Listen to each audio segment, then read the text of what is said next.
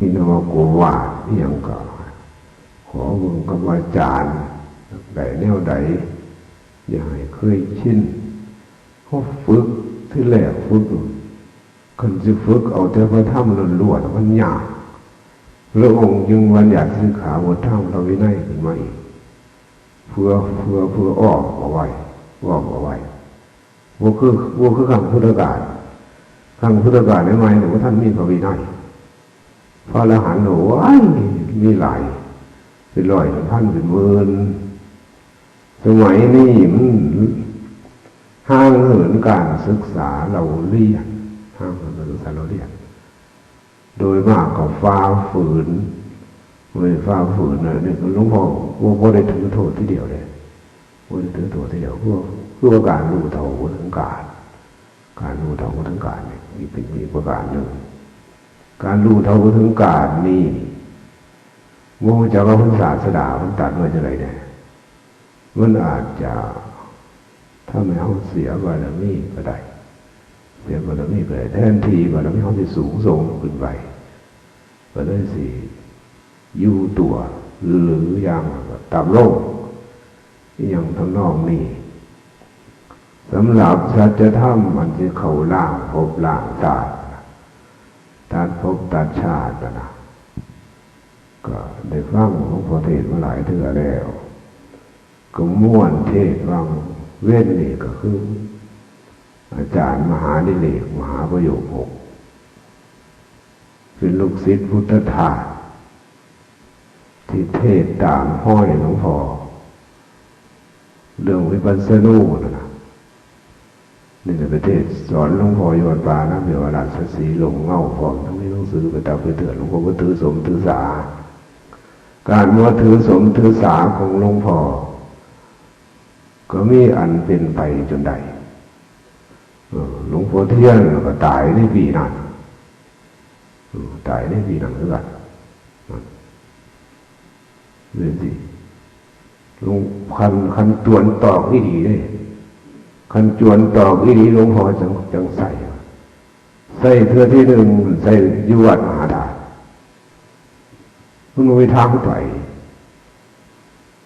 ใส่ยุวัดมหาธาตุตอนสิบขอเทศที่พุทธมณฑลหลวงพ่อก็เลยตรวจหลวงพ่อกรรมคนดูถูกหลวงพ่อไม่ได้มาประโยชน์เขาเป็นจังไงฟังกันก็ดูถูกกันมาหอดวัดบ้านน้าเบี้ยแล้วหลวงพ่อก็ได้บอกว่าถ้าเบิ่งบุพกรรมของมันสิเป็นยังไงหลวงพ่อบอกโอปิดบ่บังเลยคือมันเป็นคนซื่อโพดว่าซื่อโพดก็เลยอันเป็นไปตามนั้นตามหลวงพ่อพยากรณ์ไว้คือว่าเขาดูถูกแห้งโพดเขาดูหลวงพ่อวัดที่เราหลวงพ่อว่ามันดูถูกหลวงพ่อเลยมันที่เป็นถือของพระพุทธเจ้าหลวงพ่อเป็นแต่ลูกถ้ำน้ำถ้ำผ่านเท่านั้นเหตุโกรธจังไหนเขาก็มาฟังโอ้จังไหนเขาก็มาฟังพวกมหาวิโยเขาภาษาหลวงตาว่าประมาณตนแนมเงาเจ้าของเนี่ยเป็นยังก็ว่านั่งอ้อมเสียลายมิตรมหาวิโยเก่าตัวเขาเทศอริยสัจสี่ปัจจุบันอันโตหรือว่าเงาโตมาแต่ปลาแต่ดอยนั่นมาแต่ใสนั่นเบื้องเงาเจ้าของนี่เป็นอย่างก็ว่าหลวงพ่อเลยบอกคนหนึ่งว่าได้เครียดเขาเลยหลวงพ่อเลยบอกคนหนึ่งว่าอันผู้ข้าเนี่ยประมาณแต่ความหวังดีบ่ได้หวังว่าสิมาเทศแชงดอกคือว่าจะไปเมื่อเผยแผ่ธรรมของพระองค์อยู่พุทธมณฑลก็ต้องสิจัด6 มื้อ7 มื้อข้างหน้าได้ยินข่าวว่าพระพุทธาจารย์คือเจ้าคุณพระพุทธธรรมเพิ่นมีอำนาจเราจะขอบารมีเพิ่นให้เพิ่นอนุญาตเขาไปเทศให้เพิ่นอนุญาตให้เขาบอกเขาไปเทศเท่านั้นล่ะหลวงพ่อว่าอริยสัจสี่กับปฏิสุบาทนั่นนะผู้ข้ารับรองได้ว่าคันผู้ใดแสดงได้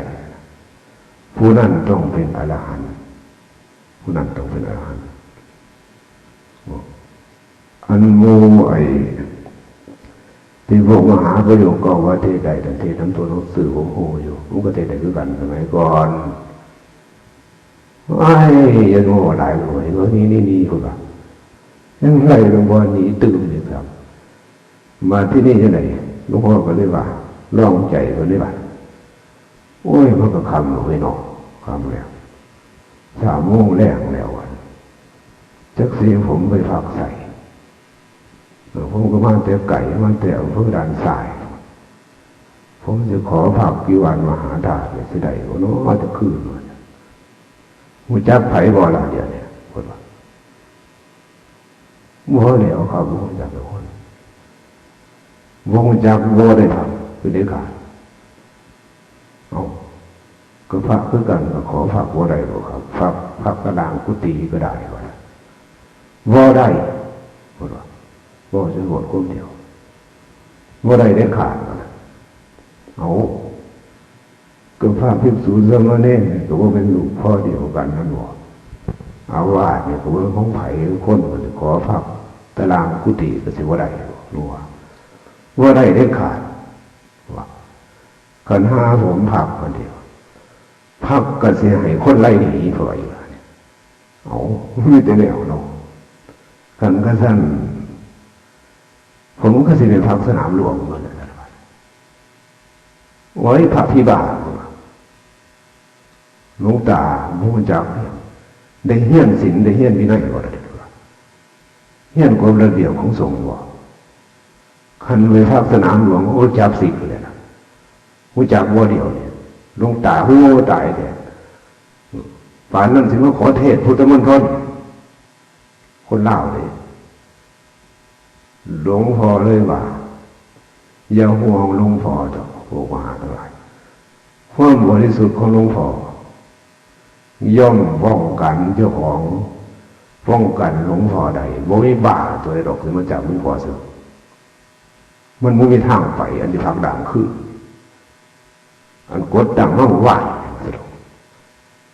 จะหาว่าหลายแนวมูนี่คันผมวอมีความบริสุทธิ์ใจป้องกันเจ้าของว่าใดนะผมว่าคนมากกรุงเทพผมเคยอยู่วัดชนะสงครามจับคือใกล้กันผมก็นี่ไปหมดละหลวงพ่อก็สาวหลวงพ่อก็เลยออกมาคือรถกลับมานอนลมสักคือระหว่าง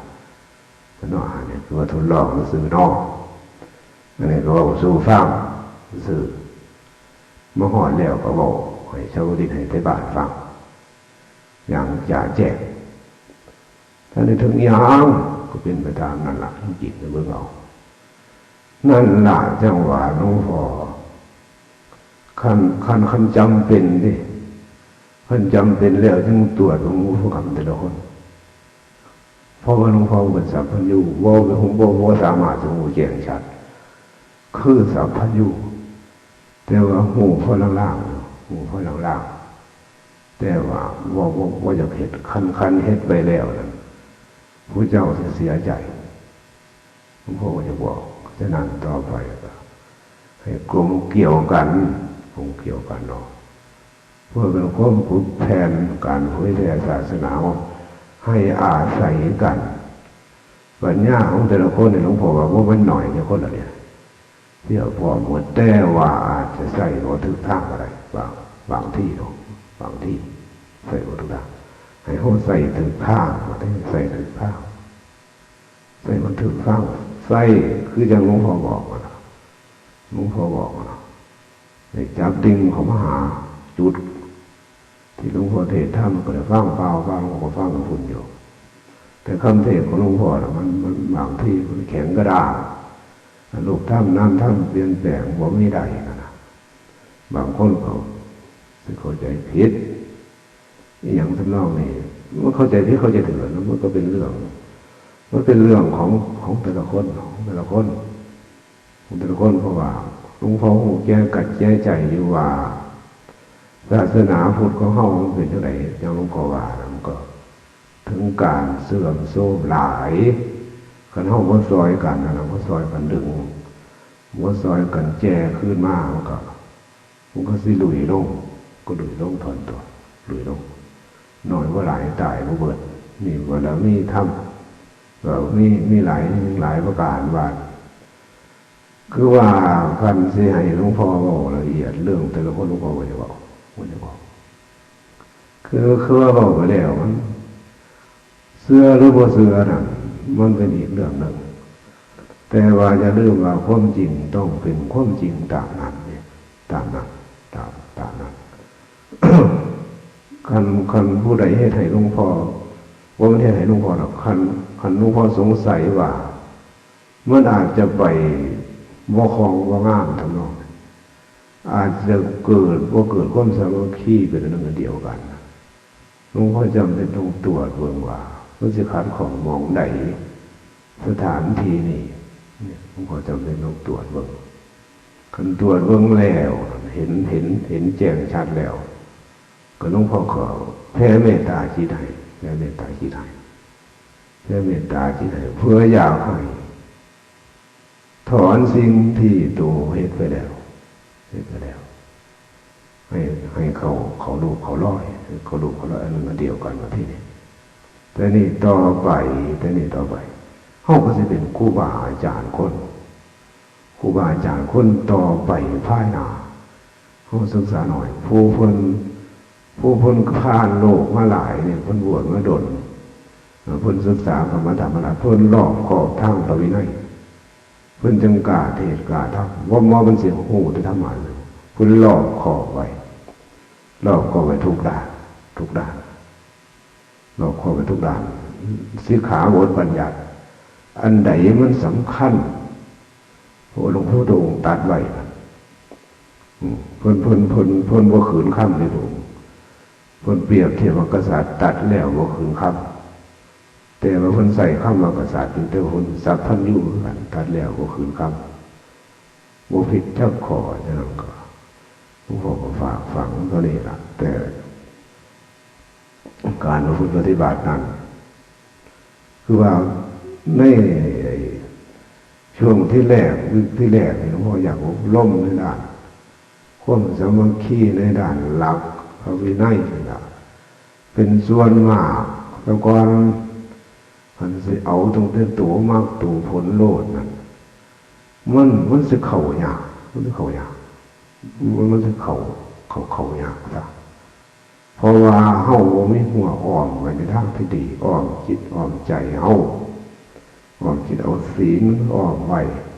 อันนั้นสมาธิมันจึงสิเกิดสมาธิจะเกิดได้โอ้ยมันของง่ายดีๆเนาะมันของง่ายดีเธอจะเกิดนิพพิทาความเบื่อหน่ายในร่างกายในจิตในใจเจ้าของเธอจะเกิดนิพพิทาตัวจริงเบื่อหน่ายในความคิดนี่นิพพิทาตัวตันเองยังสิเดินทางเข้าไปสู่แห่งความพ้นทุกข์ได้มันยังสิยากเลยแต่ว่าบ่ยากอะไรได้หลวงพ่อบ่ยากพอดีอะไรเรื่องบอกคือเนาะคุณต้องบอกก็มันสิยากเฮาบ่สนใจคือว่าบ่เข้าใจเพื่อนว่ารู้จักทุกข์ว่ารู้จักความทุกข์มันเป็นจังไดคือว่าเพื่อนนั่นล่ะจังว่าพระผู้ใหญ่คนไหนมากคือเพื่อนก็ว่าลืมเป็นคนลืมว่ายังไงว่าเฮานมอยู่ยันอยู่อายุหน่อยอยู่ทำนองอย่างหน่อยนุ่มก็ตายเฒ่าก็ตายก็ต้องไปมาเนาะนั่นน่ะคนก็จะว่าให้พยายามสังวรพยายามหนังสือหลวงปู่บ้านพระอาจารย์มาเสหาให้ยังหลวงพ่อมีหลายเล่มอยู่เพื่อผูกมัดผู้เจ้าสุคนผูกมัดทุกคนทั้งไม่ออกก็เอาได้ดิเอาได้เพื่อเอาได้เพราะว่าให้หู้สิกขาบทไว้สิกขาบททั้งพระวินัยสิอ้อม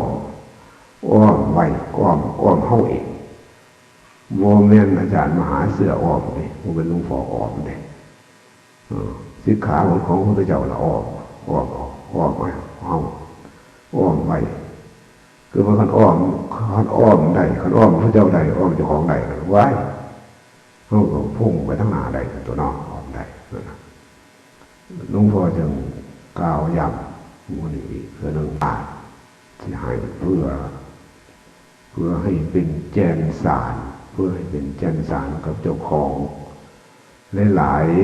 ๆส่วนความพ้นทุกข์เรื่องมรรคผลในพานนั้นขันเฮามีแนวอ้อมมีหัวอ้อมไว้อย่างดีแล้วนะว่าต้องสะทกสะท้านว่าต้องสะทกสะท้านว่าต้องสะทกสะท้านเป็นแม่ยาไม่ยิ่งเป็นแม่ออกได้หมดว่าแต่เหตุเอาขันบ่เหตุบ่ได้หลวงพ่อบ่อยากพัฒนาเรื่องการปฏิบัติหลวงพ่อพัฒนามาแล้วพัฒนาครับพวกคุณหรือพัฒนาวิธีการปฏิบัติของหลวงพ่อก็พัฒนาฟังมาแล้วหลายครั้งต่อหลายคราแต่ว่าหลวงพ่อว่าท่านเนี่ย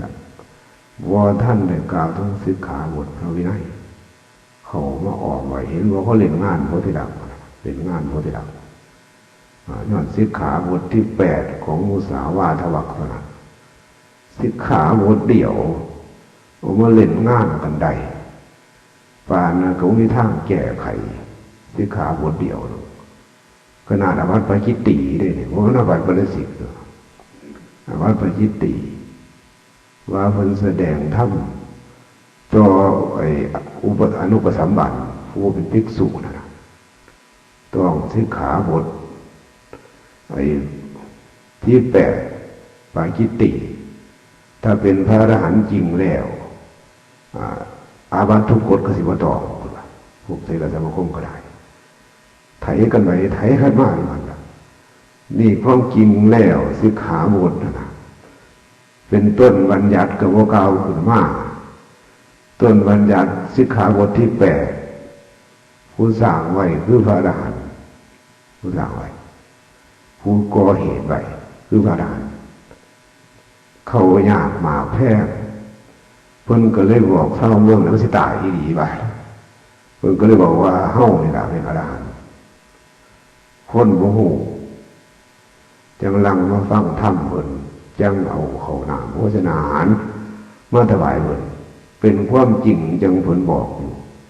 แต่ป่านก็นั่นพระองค์พูดว่าเพิ่นเลิกตัดสิกขาเพิ่นเลยว่าถ้าแสดงธรรมต่ออนุปสัมบัติต้องอาบัติปาจิตติเพื่อเอกลาภจังต่อขันว่าเพื่อเอกลาภบ่เพียง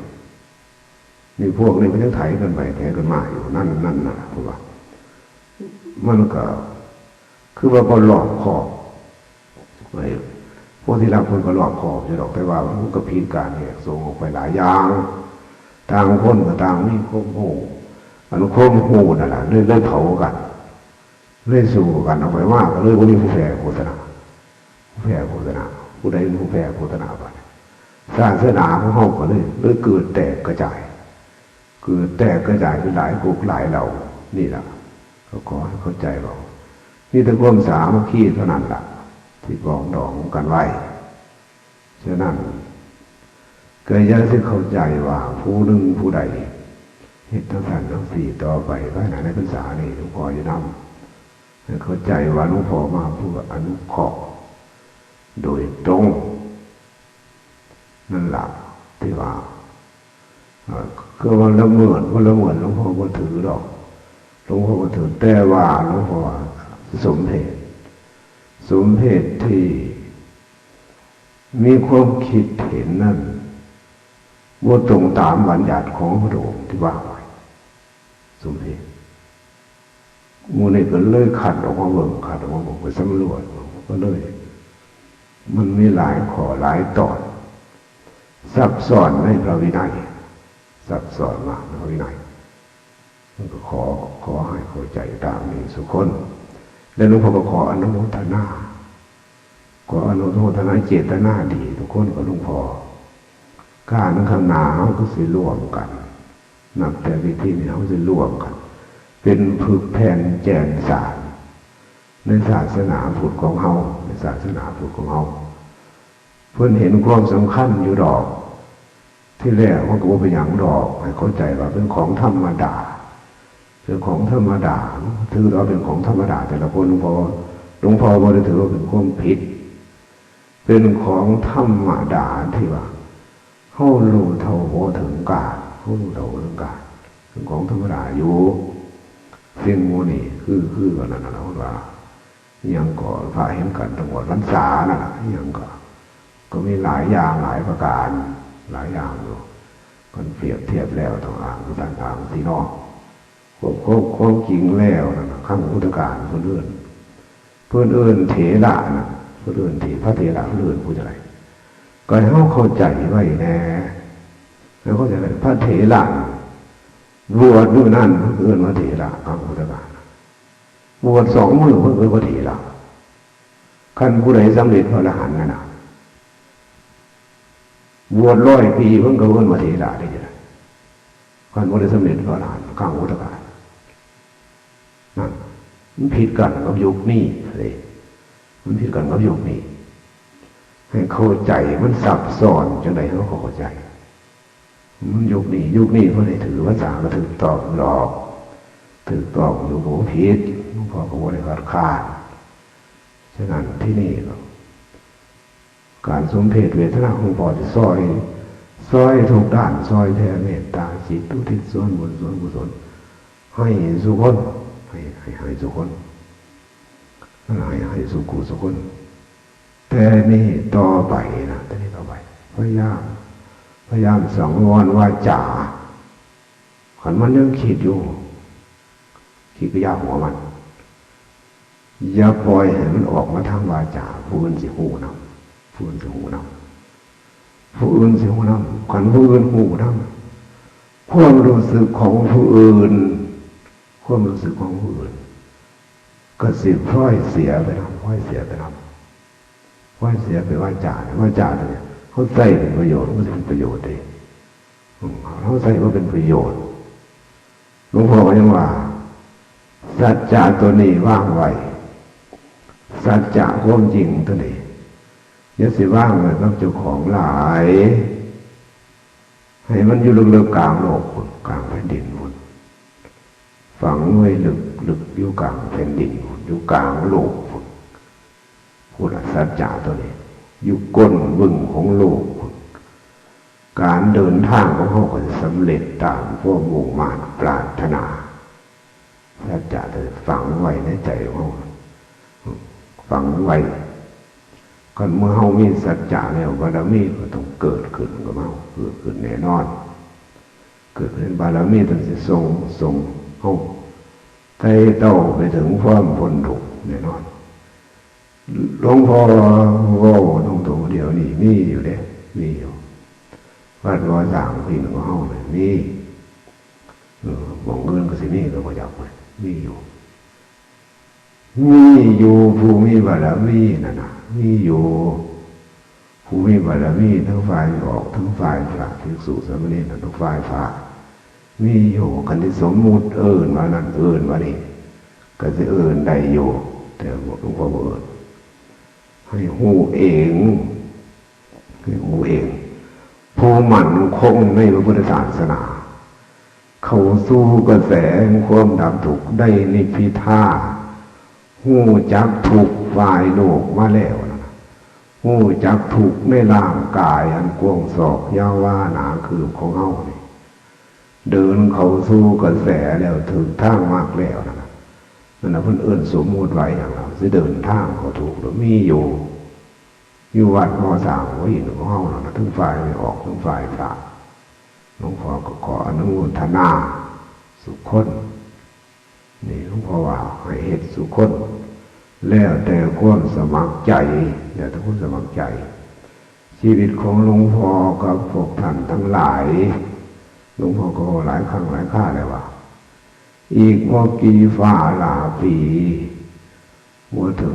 100,000 ปีเราก็สิจากกันไปสิเหลือแต่ร่องรอยสัจธรรมฝากไว้เป็นอนุสรณ์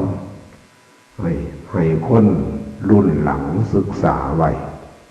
จึงสิเป็นสาวกของพระองค์โดยแท้จริงจิตของหลวงพ่อเนี่ยจบจิตพรหมจรรย์แล้วเทพวันเอาไปพิสูจน์ได้หลวงพ่อมาสงเคราะห์หลวงพ่อมาซอยมาสู้ก็ขอให้หนูเห็นใจแน่เป็นอาคันตุกะ ให้สมมติว่าหลวงพ่อเป็นเจ้าอาวาสวัดบ่อสร้างพระอินทร์ก็ได้ตัวคนโง่ตายหลายเดี๋ยวเพราะว่าบ่เป็นวัดไผ่เดียวคนสมมุติสักวันก็ได้ตัวสมมุติไว้มาซอยสู้อย่างหาเสื้อเนี่ยสมมุติไว้เพิ่นก็เป็นลูกศิษย์ของหลวงพ่อเป็นลูกศิษย์สุคนน่ะล่ะสมมุติไว้อย่าสิแยกประเด็นเรื่องนั้นแยกประเด็นนี้หลวงพ่อน่ะมันฟังอยู่ย่านเสียว่าละมีความจริงแล้วนะความจริงแล้วนะความจริงแล้วนะพระอยู่ได้ใน6-7 องค์นี่การศึกษาเบื้องต้นไปในเดือนที่แล้วให้มันถูกต้องในทางพระวินัยนะว่า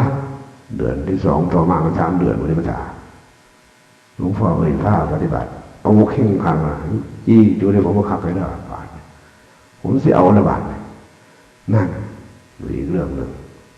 เป็นอีกเรื่องนึงถึงสุคนแน่นอนพระองค์พ้นประกาศว่าความเพียรอยู่ใส่ต้องสำเร็จอยู่ต้องสำเร็จให้มั่นใจตัวให้มั่นใจให้มั่นใจจังซี่มันจังสิถูกต้องไม่ต้องถูกต้องของร่ำถูกต้องของร่ำอย่าสิไปให้มันออกไปหาผู้อื่นหลวงพ่อก็ยังบอกว่าเขาสู่ศึกสงครามเขาสู่ศึกสงครามจะเกี่ยวพันอย่างเรื่องอื่นสิไปตัดหัวขุนพลอยู่ในเทพของพ่อบอกตัดหัวขุนพลสิไปอ่นนี่อย่างเรื่องอื่นไปอ่นนี่อย่างไปอ่นไม่อย่างเรื่องนั้นเรื่องนี้เรื่องจิบาถานั้นไปอ่นนั่นไปตัดหัวขุนพลตัดหัวกิเลสตัดหัวกิเลสให้มันขาดกระเด็นออกไปคนผู้ใดต้องการเขาไม่ได้ต้องการหลวงพ่อมาหอดแล้วนะการวิธีการสอนกับการเทศที่ผ่านมานี่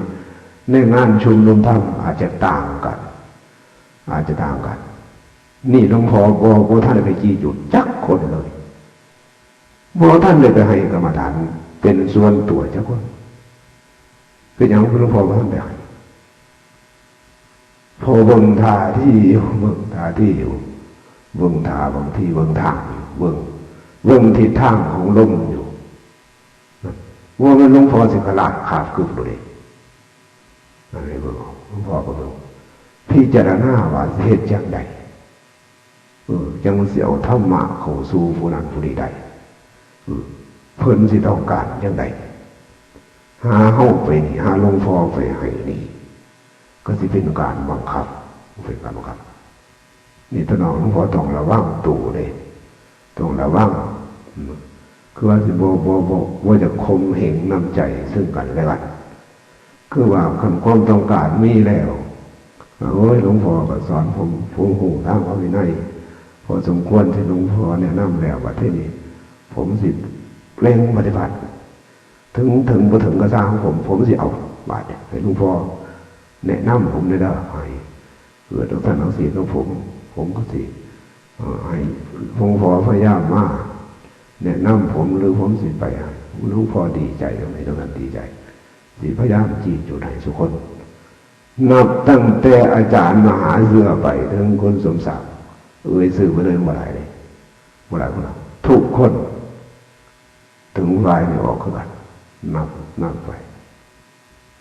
มันทำสิให้ไปหอดโลดเลยจี้จุดเข้าไปจี้จุดถูกบาทเดียวพุ่งโลดหงทีเดียวเลยนะเพื่อท่านที่นี่ก็ดึกดื่นพอสมควรเราขอฟังเพียงแค่นี้เราก็ตัวแต่ตัวเนไปทั้งหมดก็จะแผ่เมตตาจิตอุทิศส่วนบุญส่วนกุศลให้สุคนให้เป็นอันหนึ่งอันเดียวกันทั้งหลวงพ่อบอกว่าให้จำเอาหรือสรุปลงแล้วให้ถือนิสัยคือเพื่อว่าการเข้าพรรษานะให้ถือนิสัยผู้ใหญ่เป็นพระหูสูตรเป็นพระวินัยพระดอกขอพระสมควรเป็นนิสัยเป็นที่คือว่าเป็นที่ปรึกษาเป็นที่ศึกษาบัดออกพรรษาก็อีกคือกันก็มีอีกวิธีหนึ่งคือกันนี่เขาว่าท่านจำช่องอย่าง เขาว่าท่านในช่างช่องทั้งพระวินัยมุติภาณาหลวงพ่อก็ว่าตีว่าเตือนว่าตีว่าเป็นความผิดดอกว่าต้องเป็นความผิดกูสิดึงหนาวสาวจองมาใส่เนี่ยโอ้ยากเลยเนาะมันยากเดี๋ยวคอยตะล่อมเขามาคอยตะล่อมเขามาคอยไล่เขามาไล่จิตไล่ใจของพวกเขาเขามาสู่ศีลสู่ธรรมของพระองค์ให้ได้ในพรรษานี่แต่ว่าหลวงพ่อว่าอยากหาโขมว่าอยากหาของคนใส่ว่าถาลีลาในการเทศปฏิภาณมากมันรุนแรงโพดรุนแรงโพดแต่บ่รุนแรงหรอกคล้ายรุนแรงโพดกันผู้มีบารมีแล้ว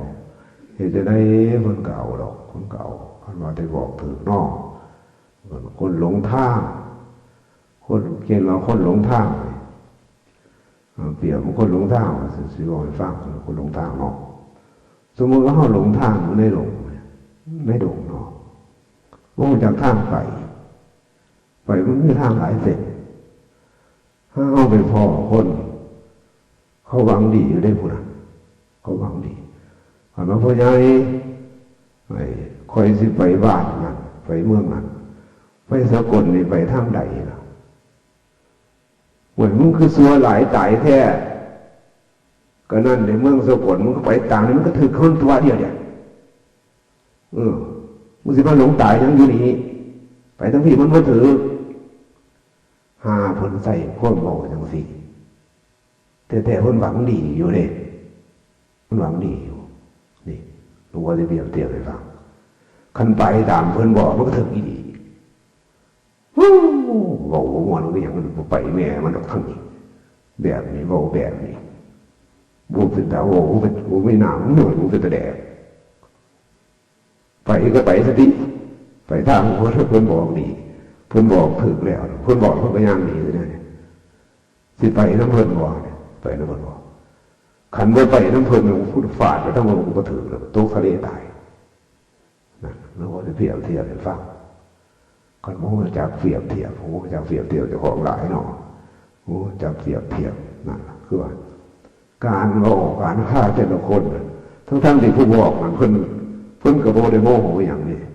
เพิ่นก็รู้ตนเท่านั้นแต่ว่าเพิ่นเป็นคนจังสัตว์ก็สงสารเท่านั้นบางคนก็ว่าบางคนก็เอาดีเนาะหาไม่พอโยจะซื้อมาหลงนี่โอ้ยเมืองทุกคนโอ้ดีใจได้ประเด็นนะข้าบอกว่าทั้งสรุปบอกคือกัน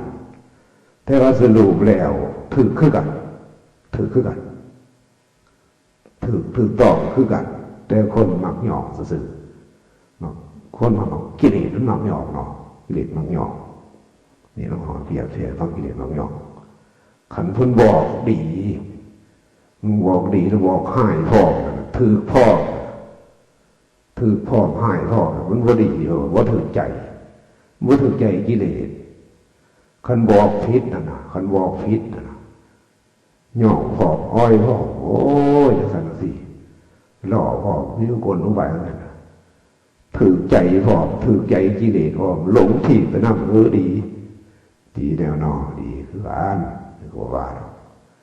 สุดท้ายนี่ก็ขอให้พิจารณาเพิ่งเอาสิ่งใดมันถึงสิ่งต่อแล้วว่าท่านไม่หักโหมอย่างมันไม่หักโหมกุละบัดที่เอาข้าขักวัดที่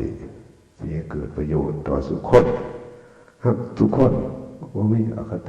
รับรองได้หลวงพ่อรับรองเกี่ยวของได้รับรองว่าบ่ได้สร้างผู้ใดบ่ได้หักผู้ใดทุกคนอยู่ในแผ่นดินนี้วะในแผ่นดินนี้บ่เฉพาะแต่ว่าวัดบ่สร้างไว้อยู่ในแผ่นดินนี้ผู้ใดสิบอกนั่นก็อย่าผู้ใดสิบอกฉะนั้นก็อย่าหลวงพ่อว่าอนาคตถูกต้องแล้วว่าศาสนาพุทธมันหาวิธีแก้ไขยากมันถึงการเสื่อมโทรมลงการเสื่อมโทรมลงเสื่อมบ่เสื่อมก็ยากมันมองอื่นสำหรับมองของเฮานี่สำหรับมองของเฮานี่มองหลวงพ่อมานี่ว่าบอกยังสิโอ้ยจะฝ่ามันเสื่อมแล้วเว้ยก็โอ้ขึ้นมันก็ดีมองนี่คันดีมองนี่แล้ว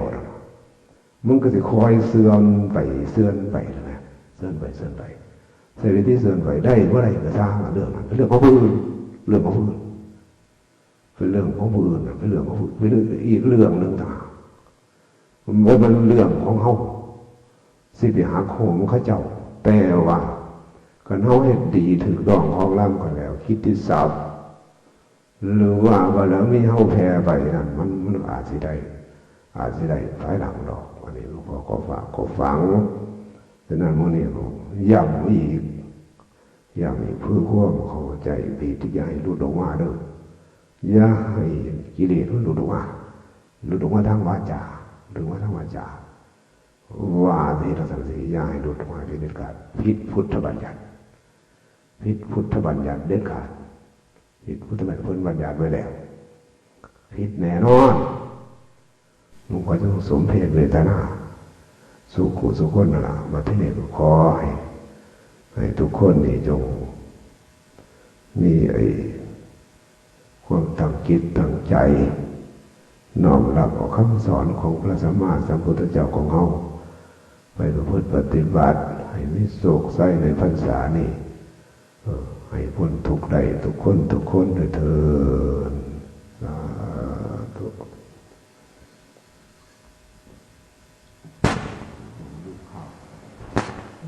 ทำหน่อย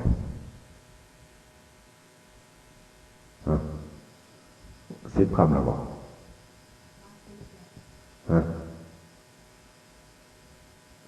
เดี๋ยว10 คำเสือ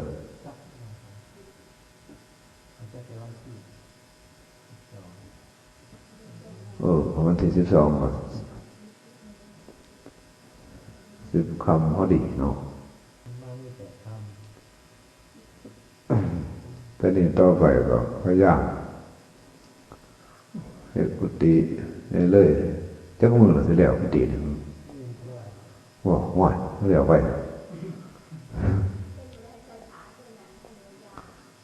ดีคือกันล่ะ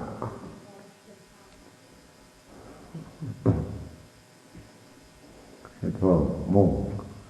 ก็จริงมุ่งหญ้าเนี่ยมันเย็นดีมุ่งไอ้สังกะสีมันห่อนมันเวทแต่ว่าหาไอ้ผ่ายางพยายามห่อนนี่ล่ะกันเตะอะไรดอกหรือฝาอย่างก็ต้องอะไรแบบเพราะนั้นปฏิบัติอาการก็พอสมควรนี่ดอกว่าสั่งไว้เอาแต่พอถึงก็หนาวจัดร้อนจัดว่าได้ใส่พัดลมอย่างแต่ว่าหลวงพ่ออยู่กับใส่พัดลมประจำเนี่ยใส่พัดลมประจำบางที่ก็สิใหม่กุฏิถิ่นมือใดบุญมันหลายองค์เธอเปิดพัดลมสื่อไม้เนี่ยนะแล้วก็จะเครื่องเราเพื่อเปิดจะซื้อระเบิดตึ้มขึ้นมาตรงนี้เลยพัดลมผมเปิดไปเมื่อคืนนอนรับฝาก็มี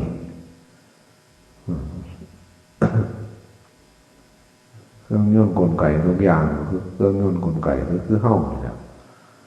ใส่งานมันหลายของผมก็ซื้อกหล่อก็ซื้อคอยซื้อกหล่อไปคนเฮ้าคือกันแล้วเสร็จพลังงานหลายเสร็จพลังงานโดยเสียเปล่าไปก็ไม่แต่หันมาใส่ของมูเฮาขึ้นว่าใส่พลังงานทางจิตเป็นส่วนมากกว่าทางจิตเป็นส่วนมากพลังงานทางกายก็จะเบาบางมาทางโลกเขาเบาบางมาทางโลกคือว่าเบาบางมาทางโลกเขาเห็นมากแล้วทางจิตนี่หนักที่สุดของหนักเราขันธ์ห้าเนี่ยมาร่วมตัวร่วมหยอดแล้วที่ตัวร่วมหยอดแล้วคือตัวจิตตัวเดียวเป็นตัวเอกแต่ก่อนสิเขาไปหาว่าได้หรือเปล่าเรื่องปฏิบัติเขาไปนำเรื่องปฏิบัติเนาะ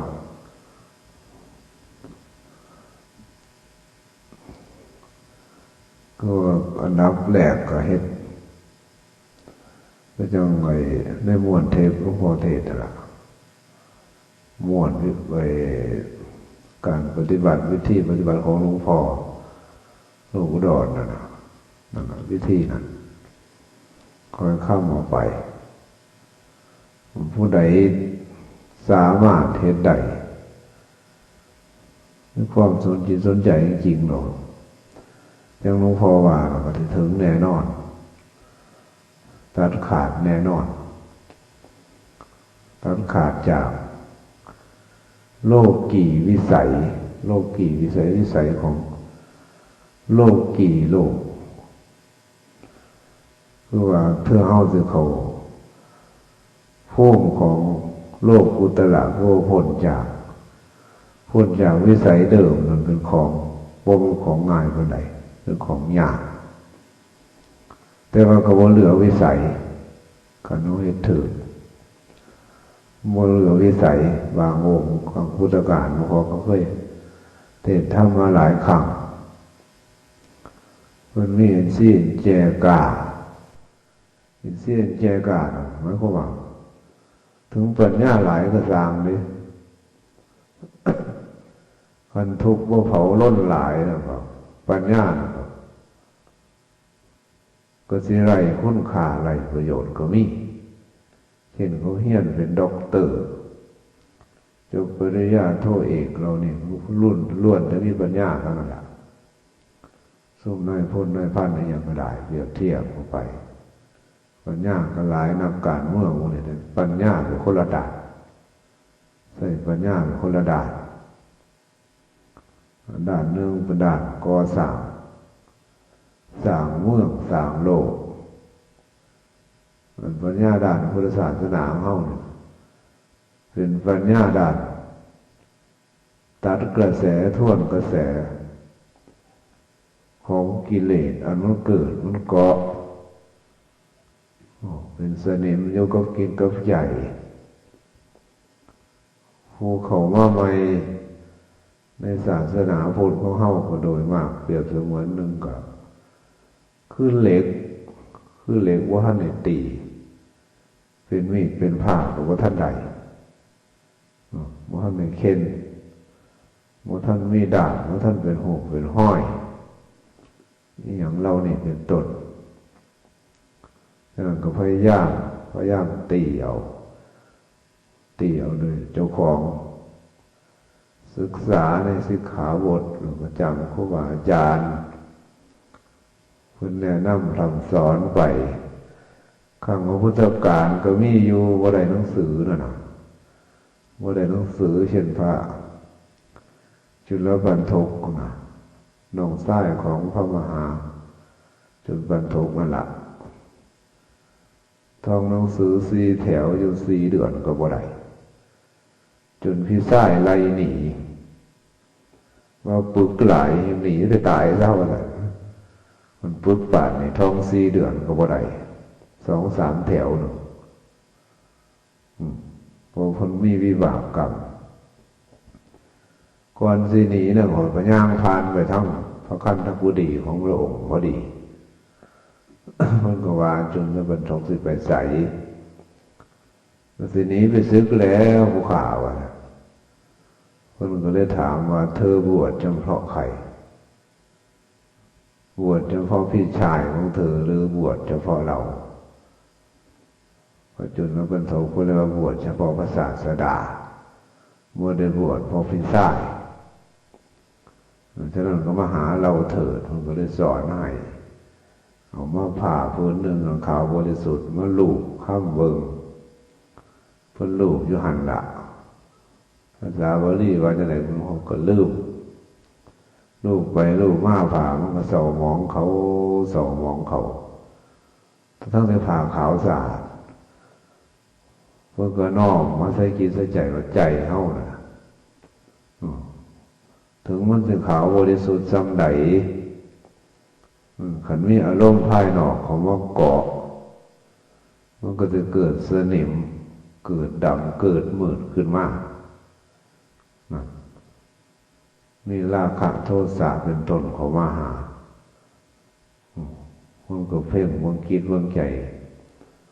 ตัดกระแสได้จนได้สำเร็จพระอรหันต์ในตอนเศร้าเดียวนึงเพื่อได้สำเร็จอรหันต์พอดีมื้อนั้นยังก็สินั้นโกมาละพัดละคือนิมนต์ภิกษุสงฆ์500ไปฉันที่บ้านผู้พิสัยเพิ่นเป็นพระตุเทศเป็นผู้ลุ่งซื้อฝากบ่ลุ่งเอาหนองสายดิบ่ลุ่งเอาหนองสายไปตายซะว่าซั่นคนซัวบาดนี้ว่าซั่นมันก็ทาอยู่แล้วไปหอดพอบ่ลุ่งศาสดาพอแต่โกมาลพัดเอาอาหารเข้าไปถวายเพิ่นก็เลยว่ารอบก่อนเหลือพระอีกอยู่องค์หนึ่งอยู่ในพระท่านมาอยู่วิหารพอดีก็เลยแต่งคนใส่ไม่ยังบุกหมอโกมาลพัดไปเองก็บ่คงเราก็ลืมไปเดมอนมันมาสวัสดิ์มันไปฮอดแล้วพระเต็มอยู่วิหารอยู่เนี่ยแต่ผู้ใดเป็นผู้ใดหลายโพดผู้ใดซื้อจุลบรรทกกว่าท่านก็บอกตอบวัดสุองค์ซื้อเดียวกันเบิดกลับมาใหม่มาบอกวนมาศาสดาของเฮามันก็เลยบอกกลับไปใหม่คันผู้ใดเว้าขึ้นก่อนจับเอาผู้นั้นล่ะบัดมันเลยจับได้นั่นอภินิหารเพิ่นหลายมันก็เพิ่นสำเร็จเป็นการมีอภินิหารบางองค์แต่ก็บ่มีวัตถุองค์แล้วแต่เพิ่นสร้างสมบารมีทำไว้เพิ่นสร้างสมไว้หลายมันก็สำเร็จฝ่ายผู้ชายคือกันเอิ้นวันพระคิดฝ่ายภิกษุณีเอิ้นวันพระคิดคือกันวันพระคิดคือกันฉะนั้นการปฏิบัติธรรมในยุคปัจจุบันนี้มันก็มีหลายวิธีการนับแต่เบื้องต้นก็คล้ายคลึงกันแต่เบื้องปลายก็ค่อยเขวออกไปไปคนละเส้นคนละสายยังหลวงพ่อเคยเทศน์มา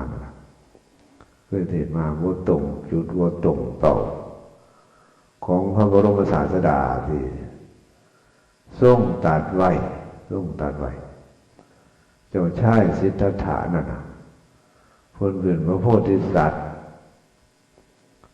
ลงมาโปรดชาวโลกโดยเฉพาะเพิ่นก็ยังหลงทิศหลงทางอยู่ถึง6 ปีเต็มจึงค้นพบอริยสัจ4ตามค้นพบของเพิ่นนั่นบ่แม่นเอาค้นพบซื่อๆคือเอาปัญญาไปค้นพบอย่างเดียวปัญญาเป็นเครื่องเดินทางไปเท่านั้นนี่คนมาเข้าใจผิดหม่องนี่ล่ะว่าเข้าใจผิดพุทธศาสนาว่าพระองค์นี่มีปัญญาหลายค้นพบอริยสัจ4แท้จริงแล้วหลวงพ่อเคยเทศน์ธรรมให้เพิ่นดับปัญญาดับสติปัญญาดับการปรุงแต่งลงได้โดยอานุภาพของการเพ่งของเพิ่นน่ะที่นี่ บรรลุเลยของใจในการเพ่งอันนี้ปัญญาอาจจะเกิดภายหลังได้เลยให้เราศึกษาในจิต4 ย่าน 3เมื่อดับลงใหม่ๆก็พยายามทบทวน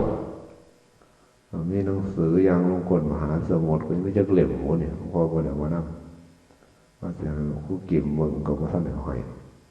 บ่ทันได้ขีดวางมองก็คือว่าการแต่งหนังสืออย่างลงกลมหาสมุทรเดชะบุญนะเดชะบุญที่หลวงพ่อแต่งเพื่อล่องเชิงชาวโลกบ่ได้เปิดเผยออกคักแน่ปานใดปานก็นั่นก็ยังมีคนเลียนแบบยั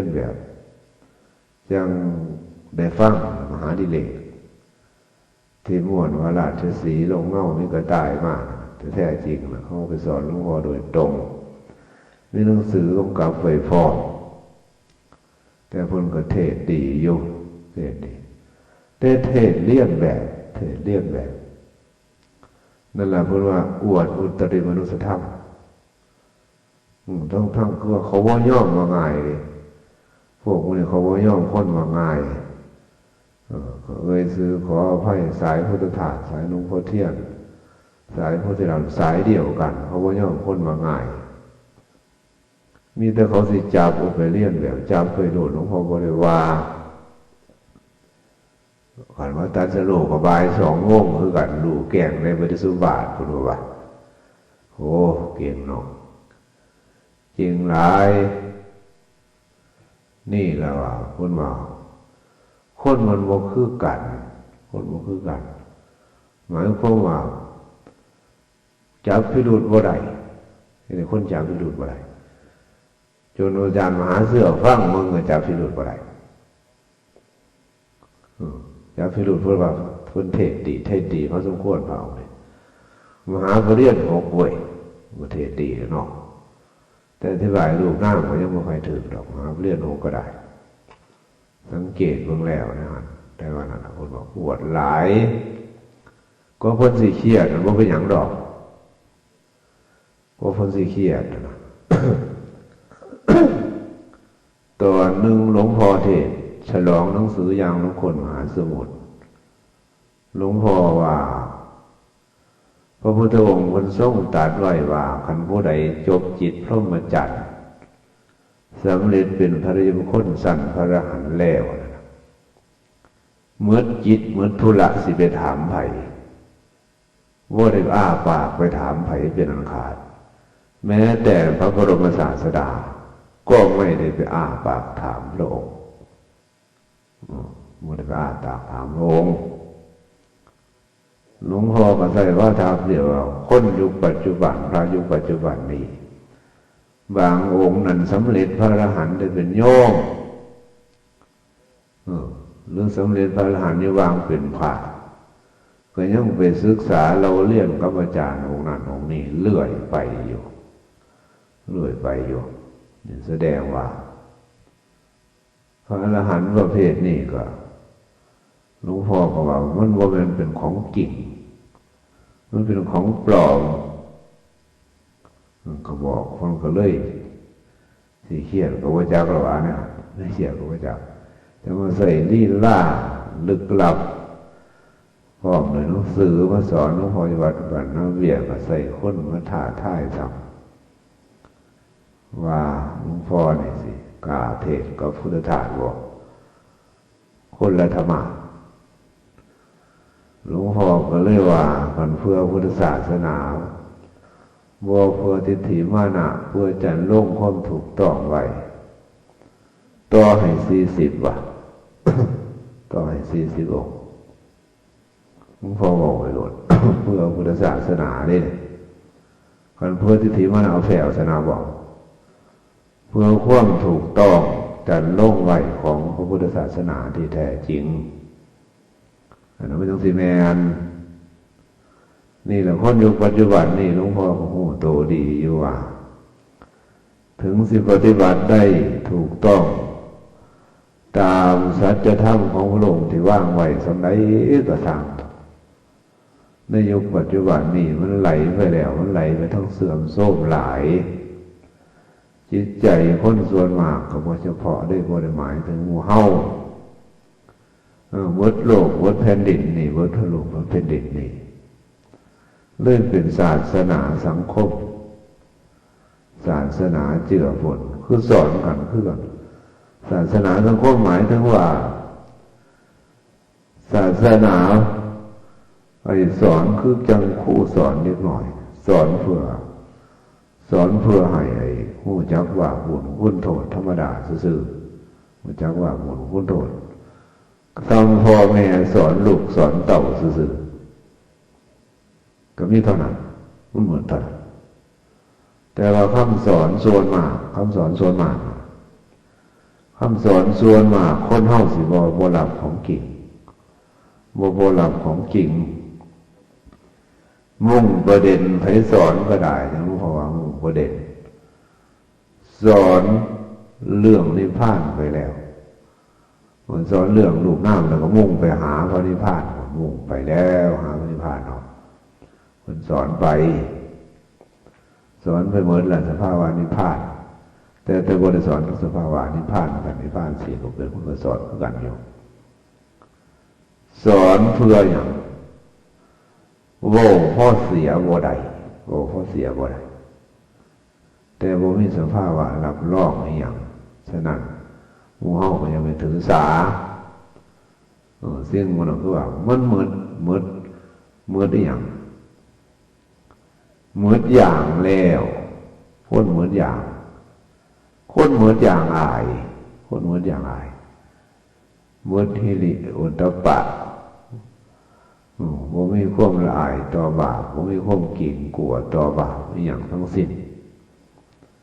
มีแต่หวังเพื่อปากเพื่อท้องเพื่อความโด่งความดังหลวงพ่อขึ้นมานี่บ่มีจุดประสงค์จุดประสงค์ความโด่งความดังเป็นจังได๋หลวงพ่อก็รู้อยู่อันดังนั่นน่ะมันดังจังได๋โด่งมันโด่งจังใดเขายังบ่ทันได้รู้อยู่เจือปนไปด้วยโลกธรรมลาภยศสรรเสริญสุขเรานี่ล่ะมันเป็นสิ่งที่ถิ่มบ่ได้มักง่ายถิ่มบ่ได้มักง่ายเพราะจิตส่วนลึกๆของผู้เฮียนมาหลวงพ่อฮู้ดี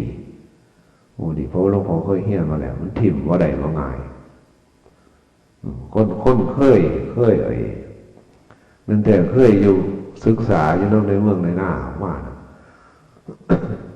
ว่าตัดสินใจออกไปบำเพ็ญเบิ่งจิตเบิ่งใจเจ้าของอยู่ผู้เดียวนะ